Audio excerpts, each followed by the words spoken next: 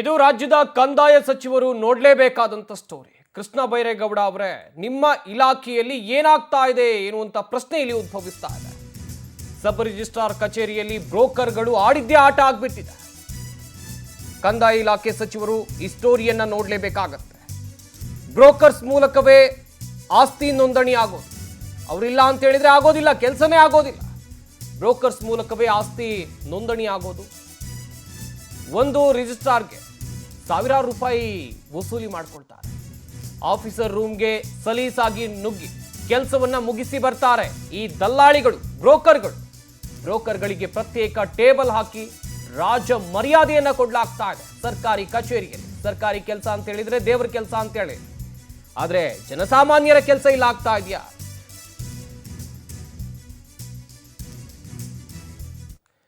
ಯಾದಗಿರಿ ನಗರದ sub registrar ಕಚೇರಿಯಲ್ಲಿ ಅಕ್ರಮ ಆಗ್ತಾ ಇದೆ. ಪವರ್ ಟಿವಿ ಸ್ಟಿಂಗ್ ಆಪರೇಷನ್ ನಲ್ಲಿ ದಂಧೆ ಬಟಾಬಯಲಾಗಿದೆ. ಉಪ ನೋಂದಣಾಧಿಕಾರಿಗಳಿಂದ ಹಗಲು ಹೊತ್ತಿನಲ್ಲೇ ಭ್ರಷ್ಟಾಚಾರವನ್ನ ಮಾಡಲಾಗ್ತಾ ಇದೆ. ಬ್ರೋಕರ್ಸ್ ಮೂಲಕವೇ ಡ್ಯೂಟಿ ಮಾಡ್ತಾ ಇದ್ದಾರೆ ಅಧಿಕಾರಿಗಳು. ಸಾರ್ವಜನಿಕರ ಮಾಹಿತಿ ಮೇರೆಗೆ ಪವರ್ ಟಿವಿ ಕಾರ್ಯಾಚರಣೆಯನ್ನು ನಡೆಸಿದೆ.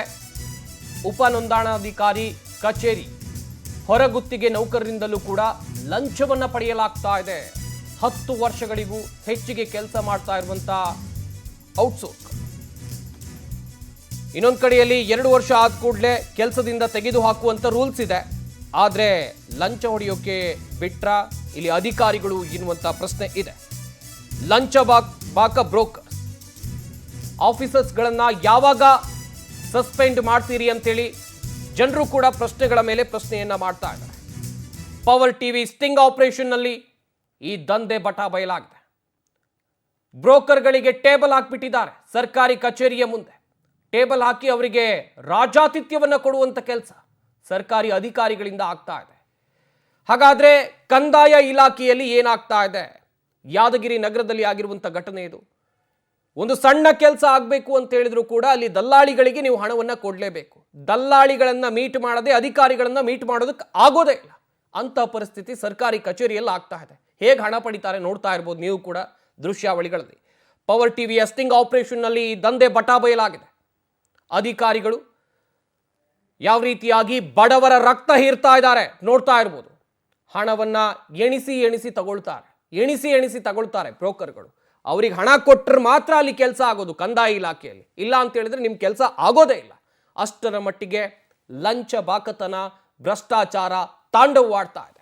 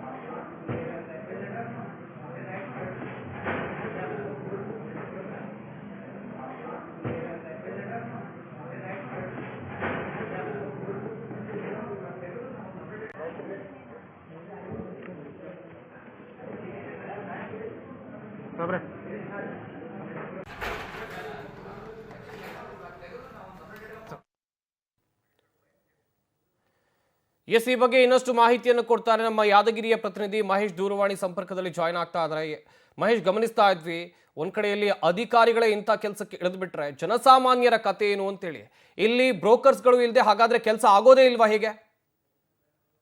ಎಸ್, ಖಂಡಿತ ಸಂಪತ್. ಏನಂದ್ರೆ ಸಬ್ ರಿಜಿಸ್ಟ್ರಾರ್ ಕಚೇರಿಯಲ್ಲಿ ಬ್ರೋಕರ್ಗಳ ಒಂದು ಏನಂದ್ರೆ ಕೆಲಸ ಅವ್ರ ಮುಖಾಂತರನೇ ಪ್ರತಿಯೊಂದು ಕೆಲಸಗಳು ಕೂಡ ಆಗ್ತಾ ಇರತಕ್ಕಂಥದ್ದು. ಈ ಒಂದು ಘಟನೆ ಏನಂದ್ರೆ ಯಾದಗಿರಿ ನಗರದಲ್ಲಿರುವ ಸಬ್ ರಿಜಿಸ್ಟ್ರಾರ್ ಕಚೇರಿಯಲ್ಲಿ ಘಟನೆ ಕಂಡು ಬಂದಿರತಕ್ಕಂಥದ್ದು. ಏನಂದ್ರೆ ಬ್ರೋಕರ್ಗಳನ್ನ ಮುಂದಿಟ್ಟುಕೊಂಡು ಆಫೀಸರ್ಗಳು ಅಂದ್ರೆ ಆಫೀಸರ್ಸ್ ಹತ್ರ ಬಂದ್ರೆ ಸಾರ್ವಜನಿಕರು ನೀವು ನೇರವಾಗಿ ಬ್ರೋಕರ್ಗಳ ಹತ್ರ ಹೋಗಿ ಎಂಬ ಮನೋಭಾವನೆ ಕೂಡ ಇಲ್ಲಿ ವ್ಯಕ್ತ ಆಗ್ತಕ್ಕಂಥದ್ದು. ಯಾಕಂದ್ರೆ ಅವರು ನೀವು ನೋಡ್ತಾ ಇರ್ಬೋದು ದೃಶ್ಯಗಳಲ್ಲಿ ಕೂಡ ಯಾವ ರೀತಿಯಾಗಿ ಅಂದ್ರೆ ಗರಿಗರಿ ನೋಟು ಎಣಿಸ್ತಾರೆ.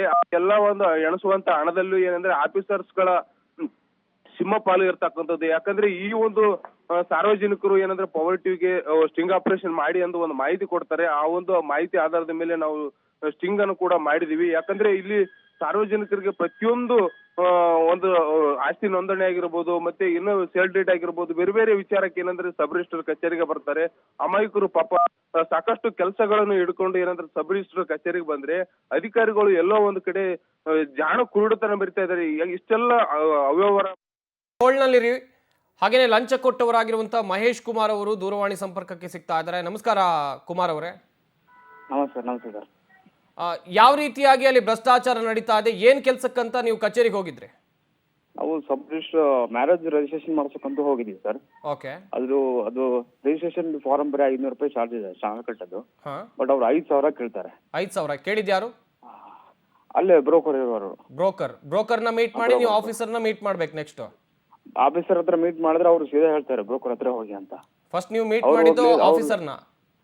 ಹೌದು. ಅವರು ರಿಯಾಕ್ಷನ್ ಕೊಡಲ್ಲ ಸರ್. ಅವರು ಸೀದಾ ಬ್ರೋಕರ್ ಹತ್ರನೇ ಹೋಗ್ಬೇಕು, ಬ್ರೋಕರ್ ಹತ್ರನೇ ಕೆಲಸ ಮಾಡ್ಕೋಬೇಕು, ಅವ್ರಿಗೆ ದುಡ್ಡು ಕೊಡ್ಬೇಕು, ಅವ್ರಿಗೆ ಕೆಲಸ ಮಾಡ್ಕೊಡ್ತಾರೆ. ಓಕೆ. ಅಧಿಕಾರಿಗಳು ಏನು ಮಾತಾಡೋದಿಲ್ಲ ನಿಮ್ ಕೆಲ್ಸದ ಬಗ್ಗೆ? ನಾವು ಮಾತಾಡಿದ್ರೆ ರಿಯಾಕ್ಷನ್ ಮಾಡಲ್ಲ ಸರ್. ಅವ್ರು ರೆಸ್ಪಾನ್ಸ್ ಮಾಡಲ್ಲ ಸರಿಯಾಗಿ. ಬ್ರೋಕರ್ ಹತ್ರ ಹೋದ್ರೆ ಎಲ್ಲ ಕೆಲಸ ಬ್ರೋಕರ್ ಇಂದನೇ ನಡೆಯುತ್ತೆ ಎಲ್ಲ ಕೆಲಸಗಳು. ಎಷ್ಟು ಲಂಚ ತಗೊಂಡ್ರು ಕುಮಾರ್ ಅವರೇ ನಿಮ್ಮ ಹತ್ರ? ಅವ್ರು 5,000 ತಗೊಂಡಿದ್ದಾರೆ ಸರ್. 5,000? ಹೌದು. 500 ರೂಪಾಯಲ್ಲಿ ಮುಗಿಬೇಕಿತ್ತ ಆ ಕೆಲಸ? ಹೌದು. ಹೆಂಗೆ ಈ ಬ್ರೋಕರ್ಸ್ ಏನ್ ಮಾಡ್ತಾರೆ? ಈ ಫಾರ್ಮ್ ಫಿಲ್ ಮಾಡೋದು ಈ ಕೆಲಸ ಎಲ್ಲ ನೀವೇ ಮಾಡ್ಕೊಂಡು ಹೋಗ್ಬೇಕಾ ಅಥವಾ ಅವ್ರು ಮಾಡ್ಕೊಡ್ತಾರ? ಹೆಂಗೆ? ಇಲ್ಲ ಸರ್, ಬರೀ ಅವರೇ ಫಿಲ್ ಮಾಡ್ತಾರೆ. ಬರೀ ಸಿಗ್ನೇಚರ್ ಮಾಡ್ಕೊಳ್ಳೋದು ಅಷ್ಟೇ ನಮ್ ಕೆಲಸ ಇರುತ್ತೆ ಅದ್ರಲ್ಲಿ. ಆಫೀಸರ್ ಒಂದ್ ಸ್ವಲ್ಪ ನಾಲೆಜ್ ಇದ್ರೆ ಆಗಿರೋದು. ಅವರು ನಾವು ಹೋದ್ರೆ ಡೈರೆಕ್ಟ್ ಆಗಿ ಹೋದ್ರೆ ಅವ್ರು ಇನ್ನೊಂದು ಮತ್ತೊಂದು ಅಂತ ಹೇಳಿ ಡಿಲೇ ಮಾಡ್ಕೊಡ್ತಾರೆ. ಅದು ಬ್ರೋಕರ್ ಹತ್ರ ಹೋದ್ರೆ ಅವ್ರು ನೀಟಾಗಿ ಚೆನ್ನಾಗಿ ಮಾತಾಡ್ಕೊಂಡು ಅವ್ರ ಹತ್ರ ಎಲ್ಲಿ ಸಿಗ್ನೇಚರ್ ಮಾಡ್ಬೇಕು, ಏನು ಜೆರಾಕ್ಸ್ ಕೊಡ್ಬೇಕು, ಪೇಪರ್ ಕೊಡ್ಬೇಕು, ಅದನ್ನ ಕೊಟ್ಬಿಟ್ಟು ಅವ್ರ ಹತ್ರ ದುಡ್ಡು ಇಸ್ಕೊಂಡು ಅವರು ಸಾಯಂಕಾಲ ಬನ್ನಿ ಅಂತ ಹೇಳಿ ಮತ್ತೆ ಅದಕ್ಕೆ ದುಡ್ಡು ತಗೊಂಡು ಆಮೇಲೆ ನಮ್ ಕೆಲಸ ಮಾಡ್ಕೊಡ್ತಾರೆ ಅವರು. ಈ ತರ ಪ್ರತಿಯೊಂದು ಇದರಲ್ಲೂ ದುಡ್ಡು ತೊಗೊಳ್ತಾ ಇರ್ತಾರೆ ಅವ್ರು. ಆರಾಮಾಗಿ ಕುತ್ಕೊಂಡಿರ್ತಾರೆ ಸರ್. ಅವ್ರು ಅಪ್ಪ ಮಗ ಸಂಬಂಧ ಇದ್ದಂಗಿದೆ ಇಬ್ಬರದು. ದಂಧೆಕು ಅವ್ರದ್ದು ಸಬ್ ರಿಜಿಸ್ಟರ್, ದಂಧೆಕು ಸಬ್ ರಿಜಿಸ್ಟರ್ ಅಂತ ಹಾಕೊಂಡ್ಬಿಡ್ಬೇಕು ಅವ್ರು. ಹಂಗಾಗ್ಬಿಟ್ಟಿದೆ ಆಫೀಸ್ ಇಲಾಖೆ ಅದು. ಒಂದು ಸಿಗ್ನೇಚರ್ ಮಾಡೋಕೆ ಇಷ್ಟೆಲ್ಲ ಮಾಡ್ಬೇಕು. ಒಂದು ಸಿಗ್ನೇಚರ್ ಫಾರ್ಮ್ ಮೇಲೆ ಒಂದು ಸಿಗ್ನೇಚರ್ ಆಗ್ಬೇಕು ಅಂತ ಹೇಳಿದ್ರೆ 5,000 ರೂಪಾಯಿ ಕೊಡ್ಬೇಕು. ಬರೀ ಇಲ್ಲಿ ಸಿಗ್ನೇಚರ್ ಮಾಡಿ ಅಂತ ಹೇಳ್ಕೊಳಕ್ಕೆ ಅವ್ರಿಗೆ 2,000, 3,000, 4,000 ಕೊಡ್ಬೇಕು ನಾವು. ಅದೊಂದೇ ಕೆಲ್ಸಕ್ಕೆ ಅವ್ರು ಹೋದ್ರೆ ಅವ್ರು ನೀಟಾಗಿ ಮಾಡ್ಕೊಡ್ತಾರೆ. ನಾವು ಹೋದ್ರೆ ಇಲ್ಲ ಅಲ್ಲಿ ಹೋಗಿ ಇಲ್ಲಿ ಹೋಗಿ ಅದಲ್ಲಿ ಮಾಡುತ್ತೆ, ಡೆವಲಪ್ಮೆಂಟ್ ಇಲ್ಲಿ ಬರುತ್ತೆ, ನಾಡಿದ್ ಬನ್ನಿ, ಹೀಗೆ ಸತಾಯಿಸ್ತಾರೆ. ದುಡ್ಡು ಕೊಟ್ರೆ ಅವತ್ತಿನ ದಿನ ಮರುದಿನ ಆಗ್ಬಿಡುತ್ತೆ ಕೆಲಸ. ದುಡ್ಡು ಕೊಟ್ಟಿಲ್ಲ ಅಂದ್ರೆ ಏನ್ ಮಾಡ್ತಾರೆ? ಡಿಲೇ ಆಗುತ್ತೆ ಸರ್. 3 ತಿಂಗಳು ಓಡಿಸ್ತಾರೆ, 4 ತಿಂಗಳು ಓಡಿಸ್ತಾರೆ. ಒಂದು ಇಸಿ ಅಪ್ಲೈ ಮಾಡ್ಬೇಕು ಅಂದ್ರೆ ಒಂದು 20 ವರ್ಷದ ಬೇಕು ಅಂತಂದ್ರೆ ಅದಕ್ಕೂ ದುಡ್ಡು ಕೊಡ್ಬೇಕು. ದುಡ್ಡು ಕೊಟ್ಟರೆ ಮಾತ್ರ ಕೆಲಸ ಆಗುತ್ತೆ. ದುಡ್ಡು ಕೊಟ್ಟಿಲ್ಲ ಅಂದ್ರೆ ಕೆಲಸನೇ ಆಗಲ್ಲ ಆ ಕಚೇರಿಯಲ್ಲಿ. ಅಷ್ಟೊಂದು ದುಡ್ಡು ದಂಧೆ ರಿಜಿಸ್ಟರ್ ಆಫೀಸ್ ಅಂತ ಹೆಸರಿಟ್ಕೊಂಡ್ಬಿಡ್ಬೇಕು ಅವರು. ಆ ತರ ಕಚೇರಿ ಇದೆ ಅದು. ನೀವು ಹೋದ ಸಂದರ್ಭ ಮೊದಲು ಮೊದಲು ಭೇಟಿ ಆಗಿದ್ದು ಯಾರನ್ನ ಕುಮಾರ್ ಅವರೇ? ಹೊರಗಡೆನೆ ಮೀಟ್ ಆಗಿದ್ದೆ. ಕಚೇರಿ ಸಿಬ್ಬಂದಿಗೆ ಮೀಟ್ ಆಗಿದ್ದೆ. ಅವ್ರು ಒಂದು ನೋಟಿಫಿಕೇಶನ್ ಇರುತ್ತೆ ಅಂತಂದ್ರೆ ನೋಟಿಫಿಕೇಶನ್ ನೋಡಿದೆ. ಜಿರಾಕ್ಸ್ ಎಲ್ಲ ತಗೋಬೇಕು. ಜಿರಾಕ್ಸ್ ಎಲ್ಲ ತಗೊಂಡ್ಮೇಲೆ ಅವ್ರಿಗೆ ಚಾನಲ್ ಕಟ್ಬೇಕಿತ್ತು. ಚಾನಲ್ ಕಟ್ಟಕ್ಕೆ ಅವ್ರು ಹೇಳಲ್ಲ ಎಲ್ಲಿ ಕಟ್ಬೇಕು ಏನು ಅಂತ. ಅಲ್ಲಿ ಇರ್ತಾರ, ಬೇರೆಯವ್ರು ಇರ್ತಾರ, ಅವ್ರಿಗೆ ಮೀಟ್ ಮಾಡ್ಕೊಳ್ಳಿ ಅಂತಾರೆ ಅವ್ರೇ. ಸೊ ಅವ್ರು ಮೀಟ್ ಆದ್ಮೇಲೆ ಅವ್ರ ಡೀಟೇಲ್ಸ್ ಎಲ್ಲ ಹೇಳ್ಬಿಟ್ಟು ಅದಾದ್ಮೇಲೆ ಚಾನಲ್ ಕಟ್ಬಿಟ್ಟು ಅದಾದ್ಮೇಲೆ ಮತ್ತೆ ಇವ್ರನ್ನ ಮೀಟ್ ಮಾಡ್ಕೋಬೇಕು ನಾವು. ಈ ಕುಮಾರ್ ಅವರೇ, ಈ ಆಫೀಸ್ ಹೊರಗಡೆ ನೋಡ್ತಾ ಇದ್ವಿ, ಟೇಬಲ್ ಎಲ್ಲ ಹಾಕೊಂಡು ಒಂದಷ್ಟು ಜನ ಕೂತಿದ್ದಾರೆ. ಎಷ್ಟು ಜನರ ಗುಂಪಿದೆ? ಹೀಗೆ ಟೇಬಲ್ ಹಾಕೊಂಡೇ ಕೂತಿರ್ತಾರ ಬ್ರೋಕರ್ಸ್ಗಳು ಹೇಗೆ? ಹೌದು ಸರ್. ಬೆಳಗ್ಗೆಯಿಂದ ಸಾಯಂಕಾಲವರೆಗೂ ಟೇಬಲ್ ಹಾಕೊಂಡು ಕುತ್ಕೊಂಡಿರ್ತಾರೆ. ಸುಮಾರು ಒಂದು 10 ಜನ ಇರ್ಬೋದು ಸರ್. ಅವ್ರು 10 ಜನ. ಹಳ್ಳಿಯಿಂದ ಬರುವಂತ ಜನ, ಮುಗ್ಧ ಜನರು ತುಂಬಾ ಅವ್ರನ್ನ ಎದುರಿಸ್ಬಿಟ್ಟು ದುಡ್ಡು ಅಷ್ಟಾಗತ್ತೆ ಇಷ್ಟಾಗತ್ತೆ, ಕೆಲಸ ಆಗಲ್ಲ, ಸರ್ವರ್ ಬಿಸಿ ಇರುತ್ತೆ, ದುಡ್ಡು ಕೊಟ್ರೆ ಬೇಗ ಆಗುತ್ತೆ ಅಂತ ಹೇಳ್ಬಿಟ್ಟು ಅವ್ರ ಹತ್ರ ತುಂಬಾ 1,000 ರೂಪಾಯಿ ಕಿತ್ಕೋತಾರೆ ಸರ್ ಅವರು. ಒಂದು ಸಬ್ ರಿಜಿಸ್ಟರ್ ಒಂದು ಡಾಕ್ಯುಮೆಂಟ್ ಇದ್ ಮಾಡಕ್ಕೆ 3,000 ಇಂದ 4,000 ತಗೋತಾರೆ ಸರ್ ಅವರು.